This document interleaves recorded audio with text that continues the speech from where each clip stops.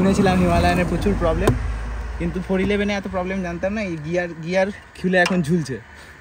So good morning guys, good morning from Bhalukpong.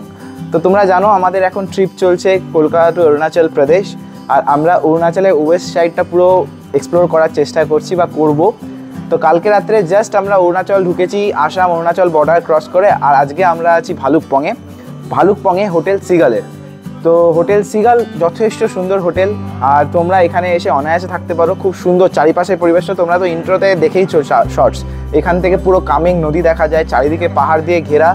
তো আজকে road ম্যাপটা তোমাদের একটু শেয়ার করে রাখি। আজকে আমরা যাব এখান থেকে দিরাং, মানে ভালুকপং থেকে দিরাং। Total distance 134 kilometres. আর রাস্তায় কোথায় কোথায় আমি যাব সেটা তোমাদেরকে আমি রোড ম্যাপেই রাস্তায় যেতে যেতেই শেয়ার করব। আমি হোটেল সিগালের সমস্ত কন্ট্যাক্ট ডিটেলস আমি আমার ডেসক্রিপশন বক্সে দিয়ে দিচ্ছি। যদি তোমরা এখানে থাকতে চাও তাহলে তোমরা দেখতে পারো। তো আপাতত এটাই প্রবলেম হয়েছে যে আমার গাড়িটা সুরজ নিয়েছে, আর সুরজের গাড়িটা আমি নিয়েছি, কারণ আমার সুরজের গাড়িতে ব্যাটারি বসে গেছিলো। আমরা আবার ব্যাটারি চার্জ দিয়ে বেরাচ্ছি। এখানে এখন বাজে 11:40।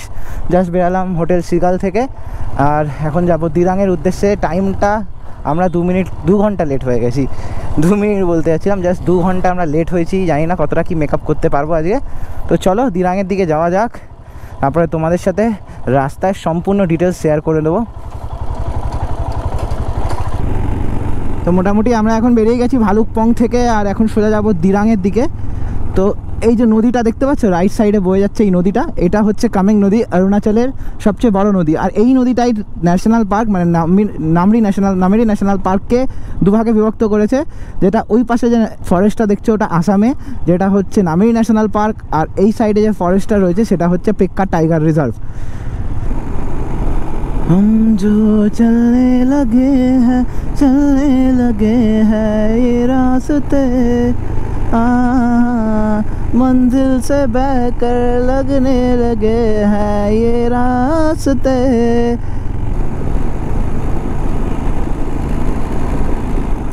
তো প্রবলেম হয়েছে এই গাড়িটার সাথে, মানে যে গাড়িটা আমি এখন চালাচ্ছি, কারেন্ট কন্ডিশন এইটাই যে গাড়িটার ব্যাটারি একদম চার্জ শেষ হয়ে গেছিলো। আর সেকেন্ড কথা, গাড়িটাতে নাকি ডাইনামো যেটা ব্যাটারিকে চার্জ করে গাড়ি চললে, সেটা খারাপ হয়ে গেছে, গ্যারেজে যাই বললো। কিন্তু আপাতত দিরাং নিয়ে যাওয়ার মতো চলে যাওয়া যাবে, শুধু গাড়িটাকে বেশিক্ষণ কোথাও বন্ধ করে রাখা যাবে না। তো আমি এই গাড়িটা চালাচ্ছি, কারণ সুরজ এই গাড়িটা চালাতে পারবে না, তাই জন্য ওকে ওই গাড়িটা চালাতে দিলাম, আমার গাড়িটা যেটা কালকে আমি নিয়ে এসেছিলাম, আর আমি চালাচ্ছি এই গাড়িটা। তো এখন জানি না কতটা লাক ফেভার করবে। বেরানোর সাথে সাথেই প্রবলেম শুরু হয়ে গেছে আজকে শুরুতেই, যেটা আমার কখনোই পিছন ছাড়ে না। তোমরা তো জানো আগের বারে যখন আমরা সেকেন্ড দিনে স্টার্ট করেছিলাম অনেক লেট হয়েছিল, রাত্রেবেলা ফিরতে অনেক সময় লেগেছিল। আর প্রত্যেকটা ট্যুরে কিছু না কিছু প্রবলেম হবে, আর এই প্রবলেম, এই বাধা বিপত্তি, এই সব কিছু পেরিয়েই আমাদের আস্তে আস্তে এগিয়ে যেতে হবে। আর সেটাই তো আসল অ্যাডভেঞ্চার, আর সেটাই তো আসল রাইডের মজা। তো দেখতে পাচ্ছ এই একটা ছোট নদী, যেটা এই পাশ থেকে আসছে, এই পাশ থেকে এসে এটা মিশছে কামেং নদীর কাছে। সো অরুণাচলে তেলের প্রাइस 92.47 92 रुपीज़ है पेट्रोल का भाव। हमारा वेस्ट बंगाल में 106 रुपीज़ है। आप पहाड़ी में रहते हैं, आपका प्राइस कम है, हमारा प्राइस ज़्यादा है। सोचिए कितना लूट रहा है।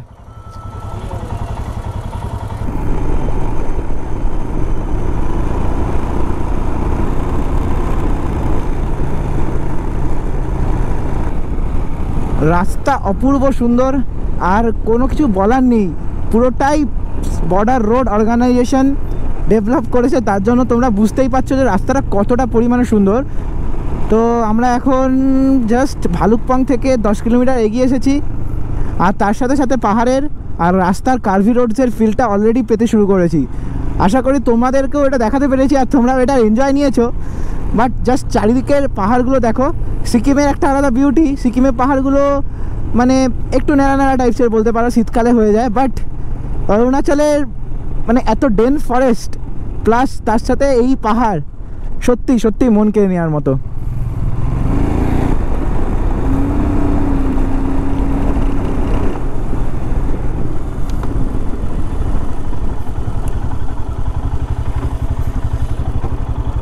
তো তোমরা এই ওয়াটারফলসটা দেখছো কি সুন্দর, পুরো একদম রিম্বি ওয়াটারফলসের কথা মনে পড়ে দিল। মানে সাউথ সিকিম যখন গেছিলাম তখন রিম্বি ওয়াটারফলসটা পুরো এরকম পাহাড়ের গা ঘেঁষে পাথরের মধ্য দিয়ে পড়ছিল। আর এই ওয়াটারফলসটার নাম হচ্ছে নুমুং ওয়াটারফলস।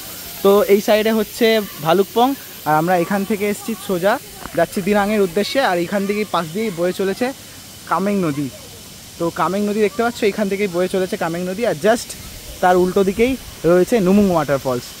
তো অরুণাচল ঢোকার সাথে সাথে ভালুকপং পেরানোর সাথে সাথেই আমরা ভালো মতো ভিউ পেতে শুরু করে দিয়েছি, আর তোমাদেরকেও সেটা দেখাতে শুরু করেছি। আর এই অঞ্চলটা, এই পুরো অঞ্চলটা হচ্ছে রকফল জোনের আন্ডারে পড়ে। তো দেখতেই পাচ্ছ কত পরিমাণে রকফল হয়েছে এখানে, মানে ভালো মতো ল্যান্ডস্লাইড এখানে হয়েছে। আর রাস্তায় পুরো বালি জমে অবস্থা খারাপ।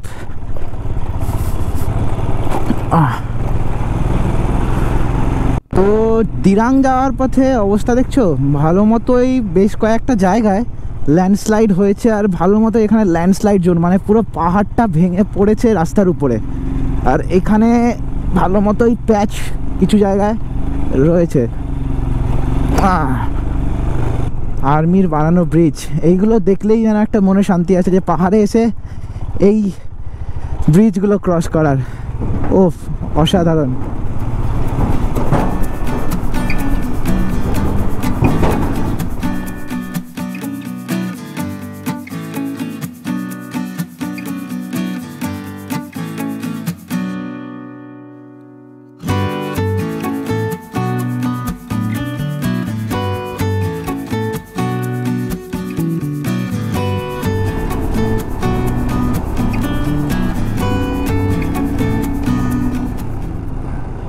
আর সামনেই আমাদের অনেকগুলো আর্মি ট্রাক যাচ্ছে। তো তোমরা তো জানোই অরুণাচল কতটা high alert area for India.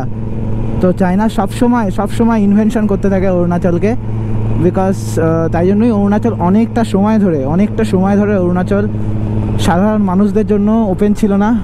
এই বেশ কয়েকটা বছর ধরে অরুণাচলের বুমলা পাস বলো বা সেলা পাস বলো, এগুলো ওপেন হয়েছে বাইকার্সদের জন্য। বুমলা পাসটা মেনলি, তাও এখনও তোমরা যদি বুমলা পাস যাও তাহলে তখন তোমাদের বাইক একটা নির্দিষ্ট স্পেস পর্যন্ত গিয়ে রেখে তারপরে তোমাদের এগাতে হবে। তো এটা সত্যি খুব একটা high alert area for Indian army, তাই জন্য এখানে সবসময় আর্মি ট্রাক চলতে থাকে। আর সত্যি স্যালুট স্যারেদের, যারা নিজেদের ঘর বাড়ি ছেড়ে এখানে আমাদের পাহারা দিতে থাকছেন সবসময়।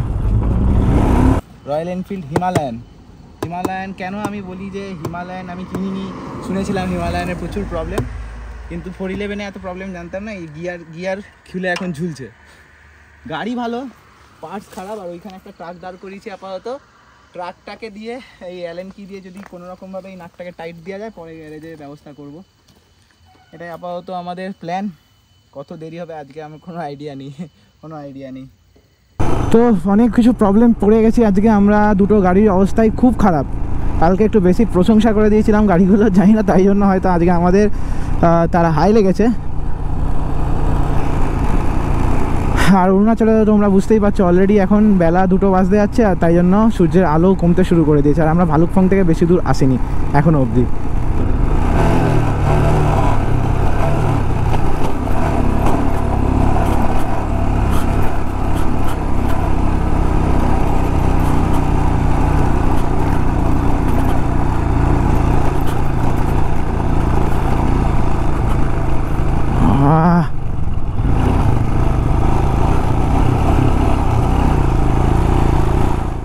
যাই হোক, গাড়িগুলোকে নিয়ে যাই হোক করে আমাদের দিরাং পৌঁছাতে হবে, এটা হচ্ছে এখনের মেন উদ্দেশ্য।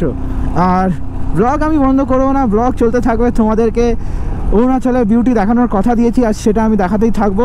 তার সাথে সাথে এই পাশের রোডটা দেখো, জাস্ট মেঘের কোল থেকে একদম উঁকি মারছে। আর এই পাশে পাহাড়, সুন্দর একটা সিনারি। হ্যাঁ, মাঝে মাঝে রাস্তায় ভালো মতো এই রকফল হয়েছে, যেখানে রাস্তা প্রচণ্ড পরিমাণেই খারাপ, মাঝে মাঝে একটা দুটো জায়গায়। আর পাশ দিয়ে কামেং নদী বয়ে চলেছে, আবার কামেং নদী আমাদের পাশ দিয়ে যাচ্ছে, সোজা যাবে দিরাংয়ের দিকে। জাস্ট সামনের ভিউটা দেখো গাইস, সামনের ভিউটা জানি না গোপ্রোতে কতটা দেখাতে পারছে এই রাস্তার সাথে ভিউটা, বাট অসাধারণ ভিউ, অসাধারণ।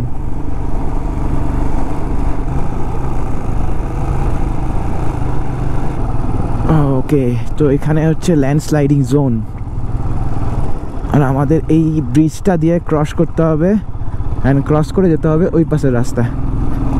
তো জাস্ট শেষা থেকে একটু এগিয়ে এসে এই ব্রিজটা, জানি না হয়তো আমাদের গাড়ির অবস্থার জন্য আমরা শান্তি ভ্যালি যেতে পারবো কি না আজকে। না, আমাদের এই ব্রিজটা অন্তত ক্রস করতে হবে না, ব্রিজটা তৈরি হচ্ছে নতুন, জাস্ট এই ব্রিজটা তৈরি হচ্ছে নতুন। আর আমাদের জাস্ট এইখান থেকে একটা টেম্পোরারি রাস্তা বানিয়ে দিয়েছে, যে টেম্পোরারি রাস্তাটা দিয়ে আমাদের যেতে হবে ওই পাশের রাস্তাটায়। ওকে ওকে ওকে ওকে ওকে ওকে ও মাই গড, ও ও ও ও ও জাস্ট উপর দিকটা দেখো, মেঘ একদম পাহাড়ে গা বেয়ে ভেসে যাচ্ছে। একটা দুর্ধর্ষ ওয়েদার, দুর্ধর্ষ পরিবেশ আর দুর্ধর্ষ রাস্তা, তার সাথে সাথে দুর্ধর্ষ ভিউ।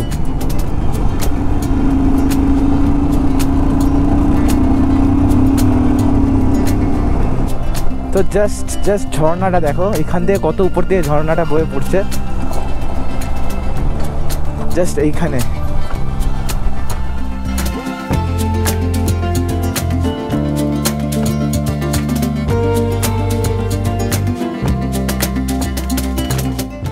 আর একটা ওয়াটারফলস, এটা আমাদের 5th ওয়াটারফলস যাওয়ার পথে, দিরাং যাওয়ার পথে আমাদের 5th ওয়াটারফলস।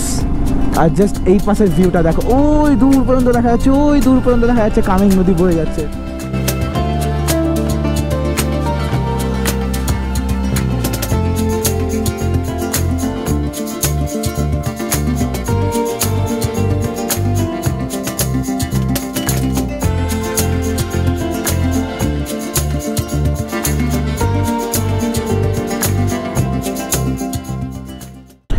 তো দিরাং এখান থেকে এখনও প্রায় 75 কিলোমিটার, টাইম হয়েছে 3:05। আস্তে আস্তে সূর্য পাহাড়ের কোলে ডুবতে চলেছে। আর জাস্ট ডান দিকের ভিউটা দেখো, জাস্ট ডান দিকের ভিউটা,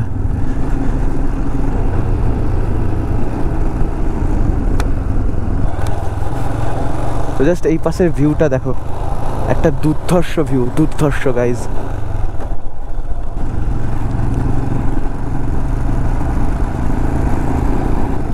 তো দেখো আমরা কতটা নিচে নেমে গেছি তোমাদের একবার বলি। জাস্ট আমরা পাহাড়ের উপরে, জাস্ট এই পোর্শন যেখানে এই টাওয়ারটা দেখতে পাচ্ছ, জাস্ট ওই পোর্শনটায় আমরা ছিলাম। আর ওখান থেকে আমরা ডাইরেক্ট নিচে নেমে গেছি অনেকটাই, জাস্ট অনেকটাই। আর তার সাথে সাথে আমাদের পাশ দিয়ে যেটা বয়ে চলছিল, আমরা দেখছিলাম উপর দিয়ে কামেং নদী এখন একদম খুব কাছে, একদম খুব কাছে দেখতে পাচ্ছ। আর এখানে কামেং নদীর স্রোত একটু কম, কিন্তু যেখানে আমরা ড্রোন ভিউ নিয়েছিলাম সেখানে কামেং নদীর স্রোত অনেকটাই বেশি ছিল। আর এখান থেকে টেঙ্গা মাত্র 10 কিলোমিটার বাকি। আর তো টেঙ্গা পৌঁছালে আর সেখান থেকে দিরাং বাকি থাকবে 50 to 60 কিলোমিটার্সের মতো। তো এখানে লেখাই আছে দেখতে পাচ্ছ, টেঙ্গা 15 কিলোমিটার্স, বমদিলা 34, দিরাং 77, তাওয়াং 10 কিলোমিটার্স। তো একটা লাইন জাস্ট পড়লাম, তোমাদের সাথেও একটু শেয়ার করে রাখি। তো লেখা ছিল, machine has no brain, just use your own. আর তার সাথে সাথে এখানে দেখতে পাচ্ছ রকফল এরিয়া, আর এখানে অলরেডি কাজ চলছে, মানে রাস্তায় পাথর একদম পড়েছিল, সেগুলোকে সাফ করার কাজ চলছে। আর সূর্য পুরো অস্ত চলে গেছে ওই জাস্ট ওই পাহাড়টার নিচে। আর এইগুলো সব ধাপ কেটে কেটে বানানো পাহাড়, মানে পাহাড়টা দেখো জাস্ট পাথরগুলো কতটা কেটে এই রাস্তা বানিয়েছে। Hats off border road organisation.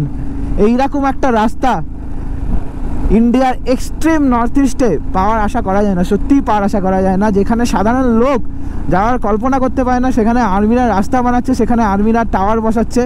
সত্যি hats off to Indian army.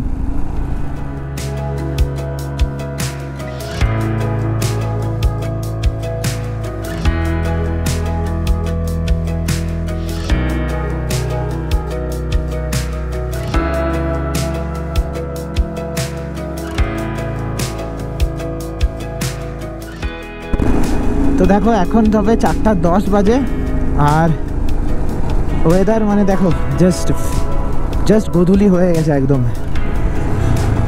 তো এই জায়গাটার নাম হচ্ছে জুনে আমরা এখন পৌঁছেছি। আর জুন থেকে দিরাংয়ের ডিস্টেন্স এখনও প্রায় 55 কিলোমিটার্সের মতো, 55। তো দেখতে পাচ্ছ ল্যান্ডস্লাইড জোনগুলো, কি বাজেভাবে পাহাড়গুলো ভেঙে পড়েছে, কি বাজেভাবে, মানে কত বড় একটা পাথর এইখানে ভেঙে পড়েছে দেখো জাস্ট।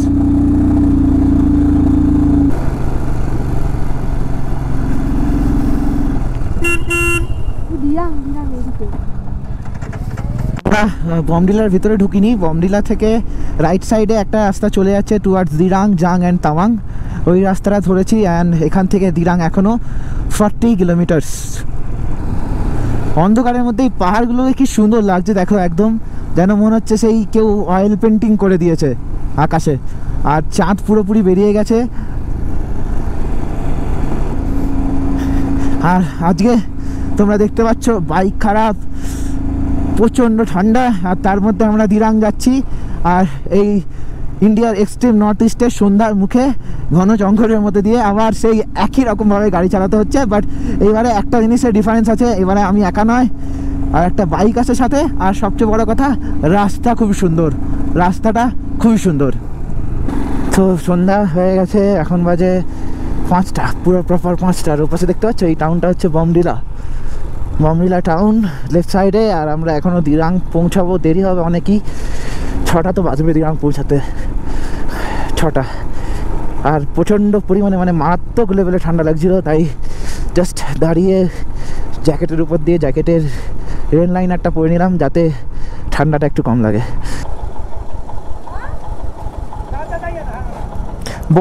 दिरांग जाएंगे किस साइड से? ठीक, थैंक यू थैंक यू। হ্যাঁ হ্যাঁ হ্যাঁ এটাই বললো তো। এই অন্ধকারে একটা জিনিস সবচেয়ে ভালো, সেটা হচ্ছে এই লাইটগুলো, এই সোলার যে লাইটগুলো দেয়। আমি ভাবতেও পারিনি যে এই রোডে এটা পাবো। সত্যি কার্সগুলো দেখতে অনেক অনেক সুবিধা হচ্ছে এইগুলোর জন্য। তো অরুণাচল এতটা ডেভেলপড, এতটা পরিমাণে ডেভেলপড ভাবতে পারিনি।